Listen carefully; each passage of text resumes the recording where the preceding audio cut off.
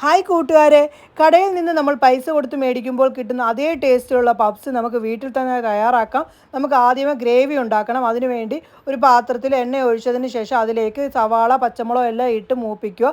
പച്ച ചെവ മാറിയതിന് ശേഷം അതിലേക്ക് മഞ്ഞൾപ്പൊടി ഇട്ട് കൊടുക്കുക. അതിനുശേഷം എരിവിനനുസരിച്ച് മുളക് പൊടി ഇട്ട് നല്ലപോലെ മൂപ്പിച്ചതിന് ശേഷം ഇതിലേക്ക് ഗരം മസാല ഇട്ട് കൊടുക്കുക. അതിനുശേഷം ഉപ്പ് ഇട്ട് കൊടുത്തതിന് ശേഷം തക്കാളിക്ക് ഇട്ട് കൊടുക്കുക. പിന്നെ ഈ ഒരു ഗ്രേവി തണുത്തതിന് ശേഷം നമുക്ക് വേണ്ടത് നമ്മുടെ പപ്പ് ഷീറ്റ് ഉണ്ടല്ലോ, പപ്പ് ഷീറ്റ് ഓൺലൈൻ വഴി മേടിക്കാനായിട്ട് സാധിക്കും. അതായിരിക്കും നല്ലത്. അതിലേക്ക് നമ്മുടെ മസാല തണുത്തതിന് ശേഷം അതിലേക്ക് ഇട്ട് കൊടുക്കുക. മുട്ട വെച്ച് കൊടുക്കണം. അതിനുശേഷം 4 ചുറ്റിനും നമ്മൾ ഒരു മുട്ട എടുത്ത് അടിച്ചതിന് ശേഷം അതിന് 4 ചുറ്റിനും തേച്ച് കൊടുക്കണം. അതിനുശേഷം ഇതേപോലെ ഒന്ന് ജോയിൻ ചെയ്ത് കൊടുത്താൽ മതി. നമ്മൾ മൈക്രോവേവിന് വെക്കുമ്പോൾ 150 ഡിഗ്രിയിലാണ് വെക്കേണ്ടത്. 150 ഡിഗ്രി വെച്ചതിന് ശേഷം നമ്മുടെ ഒന്ന് ചൂടായി കഴിയുമ്പോഴത്തേക്ക് നമുക്ക് ഈ ഒരു പപ്സ് വെക്കാവുന്നതാണ്.